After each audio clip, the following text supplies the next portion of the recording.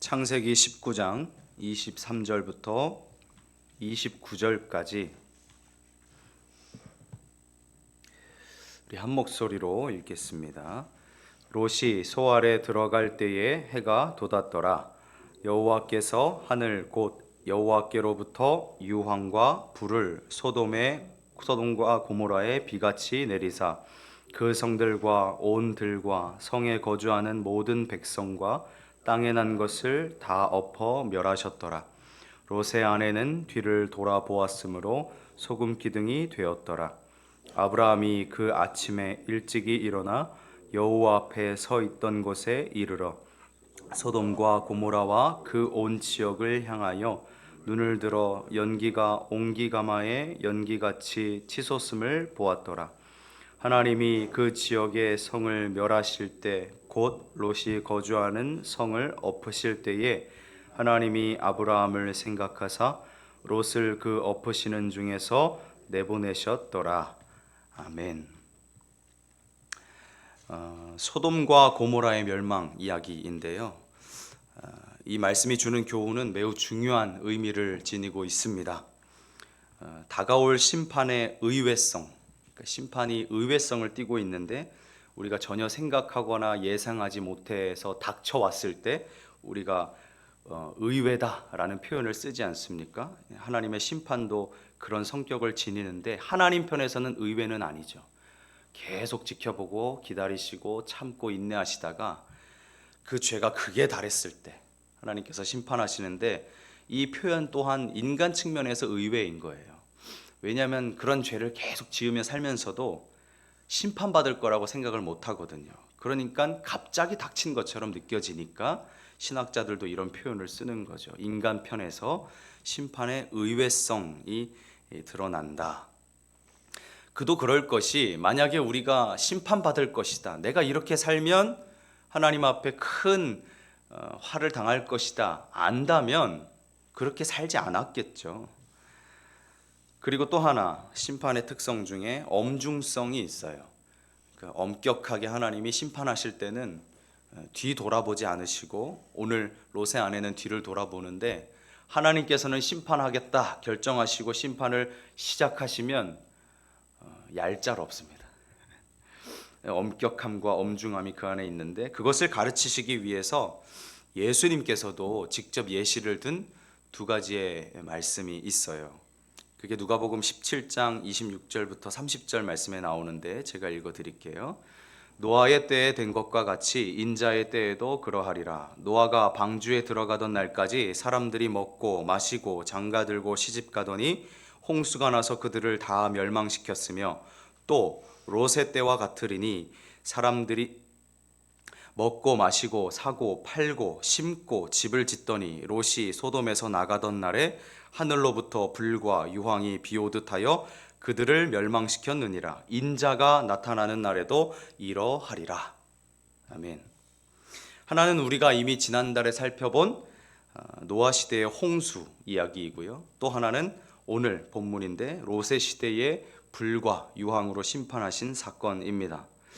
하나님께서는 이러한 일들을 성경에 기록하게 하심으로써 다가올 모든 세대들에게 이 성경을 전해 듣고 읽는 모든 사람들에게 생생한 경고를 주시기 위해서 이 노아의 방주 사건과 롯의 이 불과 유황 심판 사건을 예표적인 사건으로 대표해서 마지막 때를 살아가는 우리들에게 경종을 울리게끔 하신 것이다. 그렇게 볼 수 있겠습니다. 베드로후서 2장 6절 말씀에 보면 이렇게 되어 있어요. 소돔과 고모라 성을 멸망하기로 정하여 죄가 되게 하사 후세에 경건하지 아니할 자들에게 본을 삼으셨으며, 이 이야기를 통해서 우리가 본을 삼으라고 이 본보기가 되게 하신 거죠. 그러니까 그러한 일들을 읽으면서 노아의 사건이건 롯의 사건이건 이러한 이야기들을 우리가 전해 들으면서 내 스스로의 삶을, 내 신앙 생활을 점검하고 돌아보라고 하나님께서 말씀해 주셨다라는 거예요. 그래서 사도 베드로는 소돔과 고모라의 멸망 이야기는 후세에 경건하지 아니할 자들에게 본을 삼으신 것이라 그렇게 해석을 한 것이죠. 그러니까 쉽게 말해서 우리가 흔히 쓰는 표현으로 반면교사 삼는다라고 하잖아요. 우리 또한 이 말씀의 교훈을 통해서 노아와 롯의 때와 같이 멸망의 길로 가는 모습은 없는지 스스로를 경계하시고 주의를 기울이시고 충고 삼아서 경각심을 일깨우시는 은혜의 시간이 되시면 좋겠습니다. 찬란한 태양은 여느 때와 다름없이 떠오릅니다. 그리고 또다시 우리의 일상의 바쁜 하루, 그 생활이 시작되고 하죠. 근데 그 이른 아침에 어느 누가 하늘에서 심판의 불과 유황이 떨어질 것이라고 예상이나 했겠습니까? 여기서 심판의 졸지성, 갑작스러운 그 판국, 갑작스럽게 일어나는 형상이 나타나게 되는데요. 23절입니다. 오늘 본문 말씀 23절. 롯이 소알에 들어갈 때에 해가 돋았더라. 하나님께서 일하시는 것을 보면요, 한치의 오차가 없이 아주 정확하게 이루어지는 것을 볼 수가 있어요. 어제 본문 마지막 22절에 천사가 롯에게 이렇게 얘기해요. 한번 보세요. 그리로 속히 도망하라. 내가 거기 이르기까지는 내가 아무 일도 행할 수 없노라 하였더라. 그러므로 그 성읍 이름을 소알이라 불렀더라. 이 말씀대로 롯이 소알에 들어가자마자 해가 돋는데, 그러면서 하나님의 심판이 임하기 시작합니다. 15절에서 천사는 하나님의 심판의 긴박성 또 다급성으로 인해서 계속해서 롯을 재촉해요. 서둘러라, 빨리빨리 움직여라. 막 궁덩이를 걷어차고 싶은 심정으로 아마 그렇게 했을 거예요. 천사가 계속해서 빨리 움직여라, 빨리 움직여라, 그래야 산다, 하나님의 심판이 가까이 왔다. 계속해서 천사는 재촉을 하는데 안절부절한 거죠. 다 멸망받을까 봐. 그런데 이와는 상반되게 16절에 보면 그러나 롯이 지체하매, 답답하기도 하지. 그러면서 16절부터 20절까지 쭉 천사를 붙들고 막 실랑이를 벌여요. 그런데도 신기한 거는 16절 끝에 보시면 여호와께서 그에게 무엇을 더하셨다? 자비를 더하셨다. 그리고 21절에도 보세요. 내가 이 일에도 내 소원을 들었은즉 네가 말하는 그 성읍을 멸하지 아니하리니. 롯이 천사에게 마치 기도하는 것처럼 이제 막 이야기를 하거든요. 저 살려달라고. 롯이 하나님의 보호하심과 지키심의 약속도 받아내요. 결정적으로 이 모든 내용에 담겨 있는 것이 롯의 입에서 나온 말들을 통해서 확인이 되는데 19절이에요. 주의 종이 주께 은혜를 입었고 주께서 큰 인자를 내게 베푸사 내 생명을 구원하시오니. 하나님께 은혜를 입었다는 거죠. 하나님의 인자가 그에게 베풀어졌다는 거죠. 그래서 내 생명을 구원하신다는 것이죠. 하나님의 심판의 목적은 악한 것을 다 도말하시고 선한 것을 보존하시는 것에 있어요. 그 선한 것이 무엇이냐? 하나님께서 창조한 것이죠. 보시기에 좋았더라 했잖아요. 그 좋았다, 토브라는 단어 히브리어가 선하다라는 뜻이거든요. 하나님께서 창조하신 선한 것을 보존하시는 것이 심판의 목적이지 완전히 다 없애버리는 게 목적이 아니에요. 따라서 서로 심판을 포기하는 한이 있을지라도 의인을 악인과 함께 멸하시진 않습니다. 그래서 아브라함도 하나님께 따지듯 물었잖아요. 창세기 18장 25절에 주께서 이같이 하사 의인을 악인과 함께 죽이심은 부당하오며 의인과 악인을 같이 하심도 부당하니이다. 세상을 심판하시는 이가 정의를 행하실 것이 아니니까 하면서 막 따지면서 하나님 그러시면 안 되잖아요. 그러실 수도 없으시잖아요. 라고 막 항변을 했던 거죠. 결국 29절 말씀처럼 하나님의 은혜와 자비로 롯은 구출받게 됩니다. 그런데 사실 롯의 이야기를 아무리 읽어도, 제가 설교하면서 정말 많이 반복해서 읽어봤거든요. 앞에 지나간 본문들까지, 그리고 뒤에 나올 본문들까지. 근데 아무리 읽어도 이 롯이라는 인물이 과연 하나님께 은혜를 받을 만한 자인가? 하나님께 구원을 받을 만한 자인가? 언약의 줄기 가운데 한 부분을 차지할 만한 자인가? 라고 하면 고개가 갸우뚱해져요. 롯이 출연하는 본문들을 눈 씻고 찾아봐도 그런 모습들은 코빼기도 보이지 않거든요. 다만 그가 신학자들은 볼 때 약간의 믿음이 있었을 것이다. 그리고 아브라함이 곁에 있었기 때문에 그의 은혜로 아브라함이 중보기도도 했고 그의 은혜로 구원을 받았을 것이다. 뭐 이렇게 보는 신학자들도 있는데 어쨌든 제 개인적으로도 봐도 롯이 그런 인물이 되지 못하는 것 같거든요. 도리어 이 롯의 삶을 보면 자기 욕심 먼저 채우려고 삼촌인 아브라함을 제껴놓고 자기가 먼저 소돔과 고모라를 택해서 그 땅으로 이동을 하잖아요. 그리고 북부 4개 연합군과 그 사해 근방에 있는 5개국 연합군의 전쟁에 휘말려서 포로로 잡혀가서 또 삼촌 애를 먹이고, 두 천사가 자기 집을 방문했을 때 벌어진 그 사건 때문에 딸들을 막 내준다고 뭐 이런 불신앙적인 모습도 보이고 이해할 수 없는 모습들도 보이고, 그리고 심판이 임박해서 천사들이 재촉하는데 자꾸만 계속해서 문구적거리면서 지체하는 것을 보이기도 하고, 그런데 이런 사람이 어떻게 구원을 받았을까 생각이 들거든요, 자연스럽게. 근데 어디까지나 인간적인 생각인 것 같아요. 베드로후서 2장 7절 말씀에 보면 무법한 자들의 음란한 행실로 말미암아 고통을 당하는 의로운 롯을 건지셨으니 라고 이렇게 기록을 해요. 롯을 표현하는데요, 의롭다라고 표현을 해요. 하나님께서 의롭다고 인정해주고 계시는 거예요. 아니, 하나님께서 의롭다 인정해 주시는데 누가 뭐라 하겠어요? 그가 의로운 행동을 해서 의인이 된 것이 아니라 하나님께서 의롭다 명하시니 의로운 자가 된 거예요. 우리도 다 그와 같이 하나님께서 의롭다 여겨주셔서 구원받은 것 아니겠습니까? 그걸 신앙 용어로 칭의라고 하는데요, 예수 그리스도의 완전한 의의 근거에서 죄인이었던 우리가 의롭다고 선언하시는 하나님의 그 법적인 행위, 그러니까 마치 재판관이 법정에서 이 판사봉을 땅땅땅 치면서 결정을 내리듯이 하나님이 넌 의롭다라고 선언하시고 땅땅땅 선언을 하시는 거예요. 그러면 누구도 그 사람을 향해서 죄인이라고 말할 수 없는 거죠. 그 뒤로는 의롭다고 인정받는 거죠. 우리라고 롯보다 더 나은 것이 하나라도 있겠습니까? 하나님 앞에 세워두면 도토리 키재기. 그런 우리를 주님께서 의인이라 여겨주시니 영광이요 고맙고 감사할 따름인 거죠.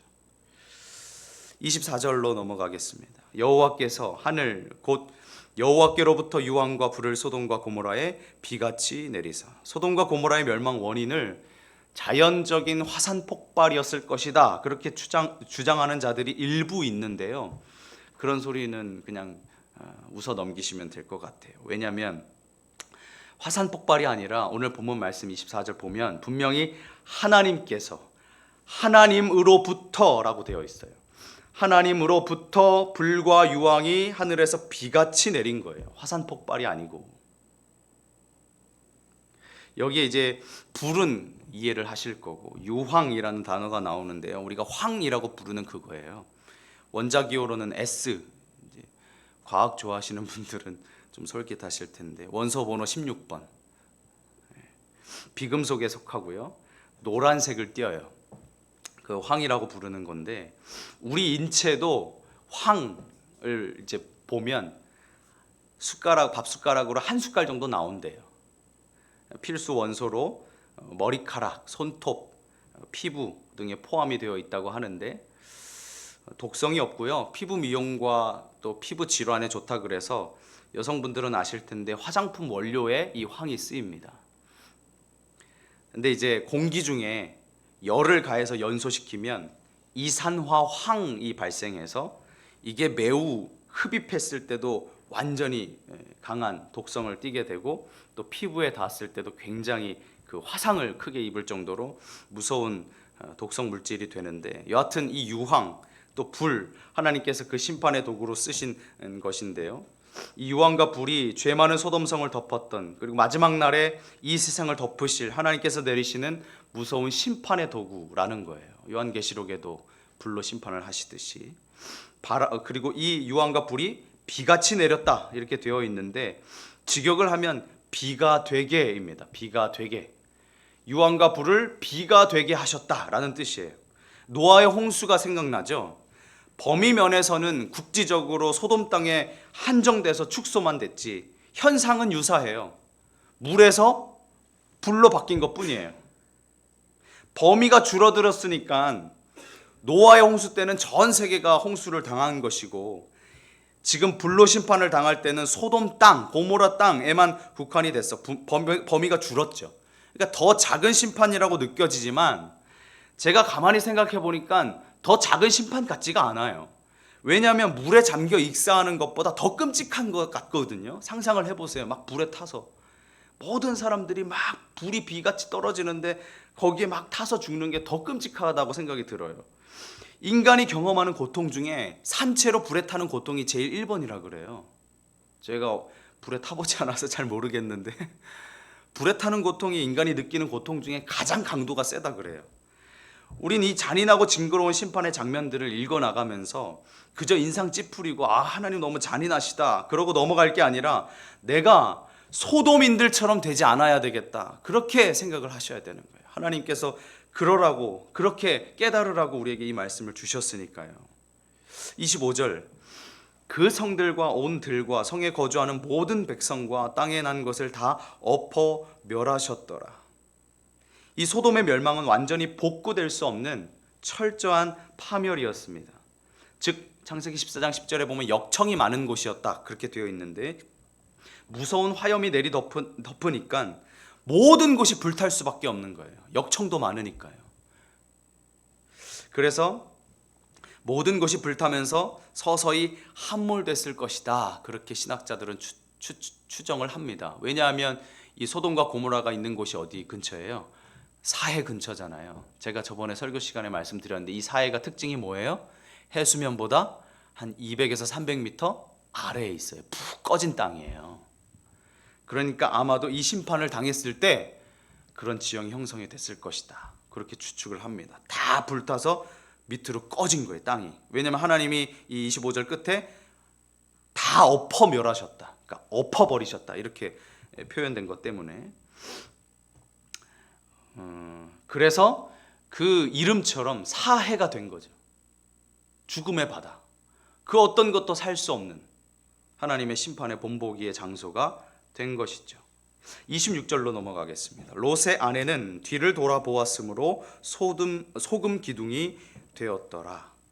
여기 뒤를 돌아보았다라는 말이요, 주시하다 그리고 깊이 생각하여 바라보다라는 뜻이에요. 그러니까 힐끗 그냥 무의식적으로 뒤를 돌아본 게 아니고요, 그 자기가 거처하던 곳을 바라보면서 여러 가지 생각들을 하면서 바라보고 있었던 거예요. 미련을 가진 거죠. 관심을 기울이면서 계속해서 그 마음에 떨쳐버리지 못하고 있었던 거죠. 우리가 창세기 들어가기 전에 담임 목사님을 통해서 세미나 하실 때 언급하신 내용 떠올리시면 이해하기가 한층 쉽습니다. 그때 이 창세기를 어떤 자들에게 주어진 책이냐라고 할 때 목사님께서 광야를 걷는 자들, 이스라엘 백성들이라고 말씀을 하셨죠. 그러면 이스라엘 백성들, 광야를 걷고 있는 자들 하면 우리가 뭘 떠올릴 수 있을까요? 애굽을 떠올리셔야죠. 그들이 애굽에서 나왔으니까요. 그들이 애굽에서 나올 때도 어떤 현상이 있었죠? 이 롯의 아내처럼 불평불만하면서 자신들이 언제 고기 먹어봤다고, 고기 먹고 싶다고 하나님께 막 불평불만하잖아요. 애굽을 자꾸만 돌아보는 거예요. 하나님은 애굽에서 빼내서 이제 하나님의 새로운 언약 백성으로 삼아 가시려고, 세워 가시려고 하는데 계속해서 그 옛사람의 모습을 벗어버리지 못하고 뒤를 돌아보았던 것이죠. 애초에 롯이 소돔 땅을 바라보면서 그 땅을 애굽 땅과 같이 바라보았던 것도 그 마음이 있었던 거예요. 어쨌든 이 롯의 아내가요, 세 가지의 모습을 보이는데 이 천사의 명령을 무시하거나 불순종하는 모습을 보였고, 두 번째는 소돔성 멸망에 대한 반신반의, 그러니까 진짜 일어날까? 그럴 수도 있을까?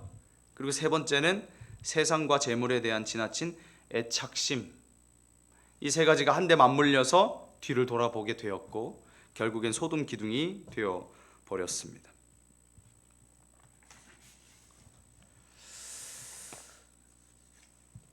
예수님의 말씀이 생각이 나요. 누가복음 9장 62절 말씀. 예수께서 이르시되 손에 쟁기를 잡고 뒤를 돌아보는 자는 하나님의 나라에 합당하지 아니하니라. 27절로 넘어가겠습니다. 아브라함이 그 아침에 일찍 일어나 여호와 앞에 서 있던 곳에 이르러. 참 부지런한 사람인 것 같아요. 창세기 읽다 보면 이 표현을 자주 접하게 되는데요, 늘 아침 일찍 일어나서 움직이더라고요. 구약에 자주 등장하는 관용적인 표현이기도 한데 아브라함에게 수차례 반복이 됩니다. 창세기 21장 14절, 아브라함이 아침에 일찍이 일어나 떡과 물 한 가죽 부대를 가져다가 하갈의 어깨에 메워주고, 22장 3절에도 아브라함이 아침에 일찍이 일어나 나귀의 안장을 지우고 두 종과 그의 아들 이삭을 데리고 번제에 쓸 나무를 쪼개어 가지고 떠나 하나님이 자기에게 일러주신 곳으로 가더니. 그리고 아브라함의 자리를 27절에 밝혀주고 있는데 여호와 앞에 서 있던 곳이다 이렇게 되어 있어요. 이 여호와 앞에 서 있던 곳이 어딜까? 어디지? 하고 다시 앞으로 돌려서 제가 보니까 창세기 18장 22절에 이 말씀이 있어요. 그 사람들이 거기서 떠나 소돔으로 향하여 가고 아브라함은 여호와 앞에 그대로 섰더니. 그러고 아브라함이 50명, 45명, 40명 그 이야기를 하나님과 하거든요. 그러니까 소돔 땅을 앞에 두고 하나님과 그 씨름을 하는데 여기에 이제 여호와 앞에 서 있던 곳이 그 자리예요. 소돔 땅이 다 보이는 그 자리에 지금 아침 일찍 일어나서 아브라함이 달려 나온 거예요.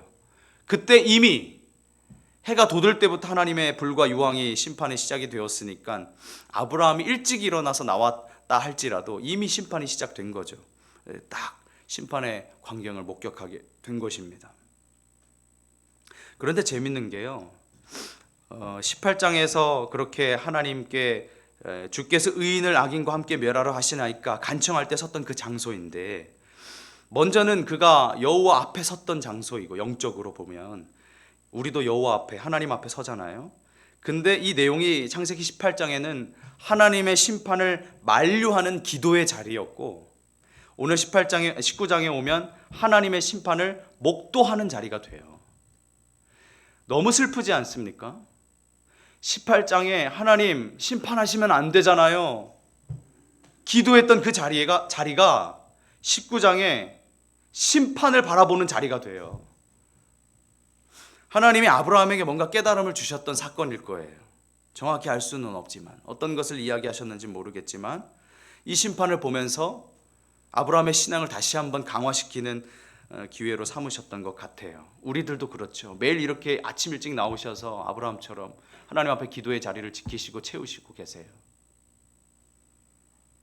그런데 아브라함에게 조카 롯이 이런 심판의 경험을 하게 되듯이 우리의 가족들이나 주변에 기도하고 계시는 분들 있으시죠? 그분들이 이런 심판의 자리에 서게 된다면, 우리가 계속해서 기도했지만 하나님 그러시면 안 되죠, 도와주세요, 그렇게 되면 안 되잖아요 했는데 끝끝내 그들이 돌이키지 않고 하나님을 저버리고 우리의 기도대로 응답이 되지 않고 그들이 심판의 자리에 서게 된다면 그것보다 슬픈 일이 없을 겁니다. 그런데 29절 이제 마지막입니다. 하나님이 그 지역의 성을 멸하실 때, 곧 롯이 거주하는 성을 엎으실 때에 하나님이 아브라함을 생각하사 롯을 그 엎으시는 중에서 내보내셨더라. 그렇게 멸망으로 끝나는 것처럼 보였지만 하나님이 기도하는 아브라함을 생각하셔서, 기도하는 우리 한 사람 한 사람을 생각하셔서 우리가 기도하는 그 자들까지도 구원을 얻게 하신다면 아까 슬펐던 그것이 슬픔으로 끝날 것이 아니고 오히려 감사로 변화되게 될 줄로 믿습니다. 하나님의 구원의 계획은 우리가 상상할 수 없을 정도로, 예상할 수 없을 정도로 놀랍도록 이루어지는 것입니다. 롯이 구원받은 근본 이유가 그의 의로움이 아니었어요. 그의 구원받은 근본 이유는 하나님께서 아브라함을 생각하셔서라고 오늘 성경은 이야기합니다. 우리가 여기까지 올 수 있었던 것은 당연히 1번 에벤에셀의 하나님이 계셔서 우리를 도우시고 인도하셨기 때문인 줄 믿습니다. 그것은 당연한 것이고요. 거기에 플러스 누군가의 기도가 있었기 때문에 우리가 지금까지 올 수 있었던 것 아니겠습니까? 이것을 꼭 기억하시고 우리 모두 기도의 빚진 자다라고 생각하시고 나도 이제 누군가를 위해서 기도할 수 있는 그런 자들이 되었으면 좋겠습니다. 기도하겠습니다. 하나님 아버지, 감사합니다. 오늘 우리에게 이 소돔과 고모라의 멸망 사건을 통해서 귀한 깨달음을 얻게 하시니 감사합니다. 하나님께서 구원해 주셨는데 옛사람의 모습을 벗어버리지 못하고 계속해서 예전의 것들을 그리워하며 뒤를 돌아보는 모습이 우리에겐 없는지 우리의 신앙생활을 점검하기 원합니다. 하나님, 롯의 아내처럼 심판받아 소금 기둥 되는 일 없도록 우리를 지켜주시고 믿음을 더하여 주옵소서. 하나님, 또 아브라함과 같이 우리가 누군가를 위해 기도할 수 있는 자 되기를 원합니다. 내 기도하기 급급하여 내 코가 석자여서 나의 삶에만 몰두하는 인생이 아니라 하나님께서 구원해 주신 그것에 감사하여 이제는 내가 타인을 위해 기도할 수 있는 자로 서기를 원합니다. 주님께서 우리에게 은혜를 더하여 주옵소서. 오늘도 하나님 앞에 예물을 드리는 손길 있습니다. 주님, 그 마음의 소원과 기도의 제목을 속히 응답하여 주시고 하나님을 만나는 귀한 은혜가 있게 하여 주옵소서. 예수님의 이름으로 기도드립니다. 아멘.